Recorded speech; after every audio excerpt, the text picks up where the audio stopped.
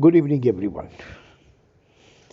This evening, we are going to elaborate Adam Smith's philosophy about consumerism and product.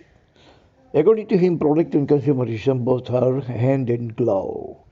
Hand in glove, meaning both have symbiotic ties. According to him, you don't have to wait for the demand of your product, and when the people are going to demand your product, then and then you can produce the product. No. But according to him, product always finds its consumer, its buyer. If you are going to produce the product, consumers are definitely going to buy. When I was in college, there was no Thumbs Up, no Pepsi, no Coca Cola, no mobile, no bike, no so many things that Reliance has today. No those biscuits and the chocolates and the grub and the garbage, and nothing was there. But as soon as foreign companies started coming over here, our companies also emulated the foreign companies and they started producing the product and the people started buying it. Prove Adam Smith 1000% correct on the dot. He has said that product always finds its buyer. Means you produce, put your product in the market, and people are definitely going to definitely going to buy. People are there who have one bike or two bike and still some company actually launches a new bike with new features and new face and new color and new shape and new size.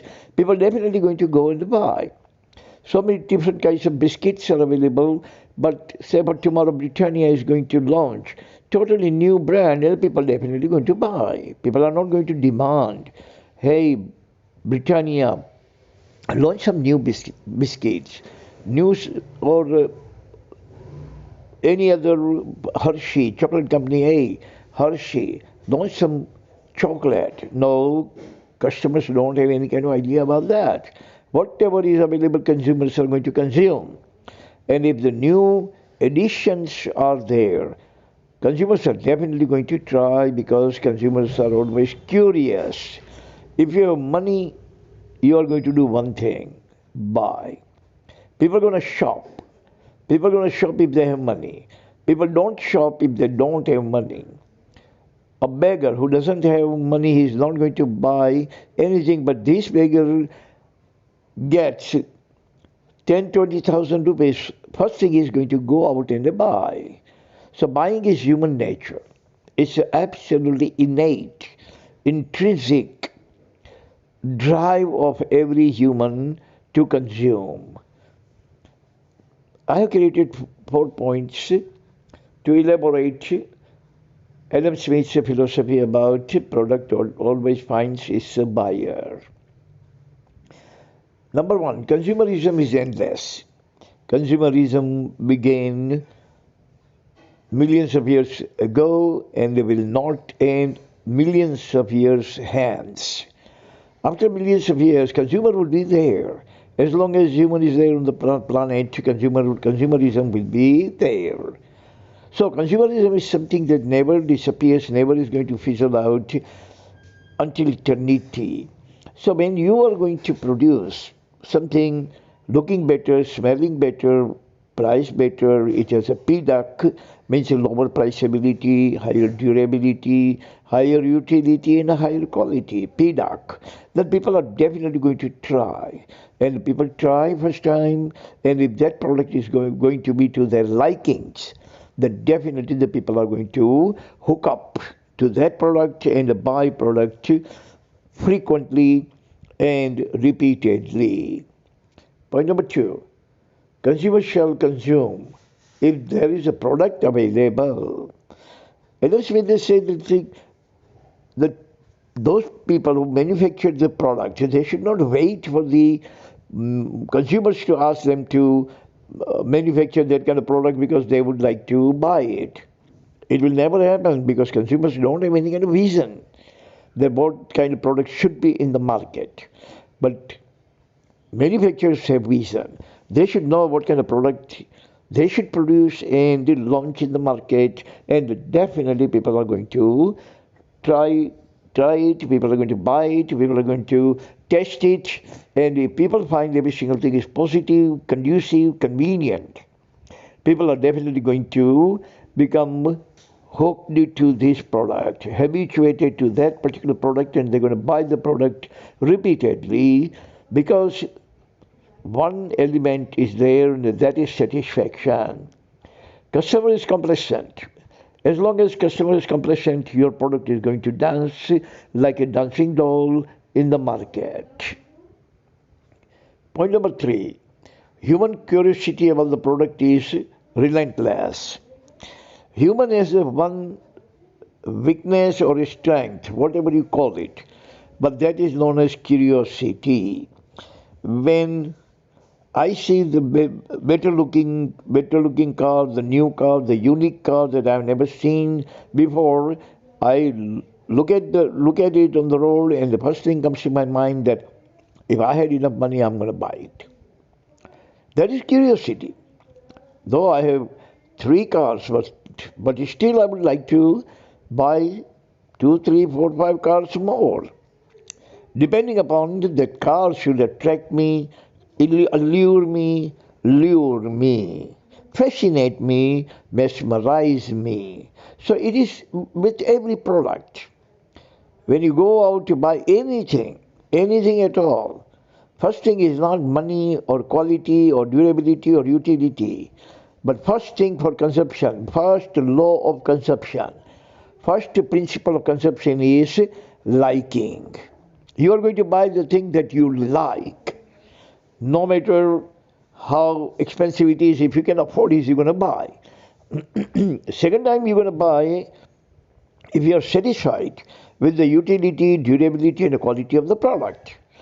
But first decision of shopping comes from the product's liking. Product is going to smile at us. Product is going to make eye contact with us. Product is going to talk to us eye to eye. Product is going to smile at us, and the product is going to tell us that take me home.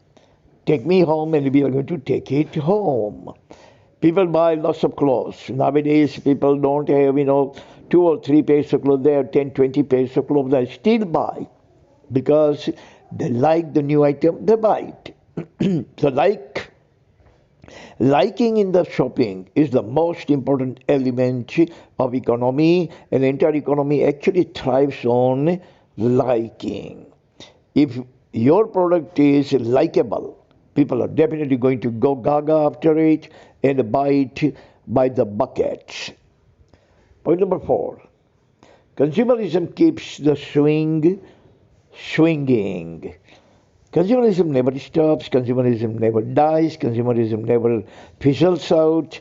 Consumerism is there forever, and consumerism will be there until eternity. Consumerism is not going to go until infinity.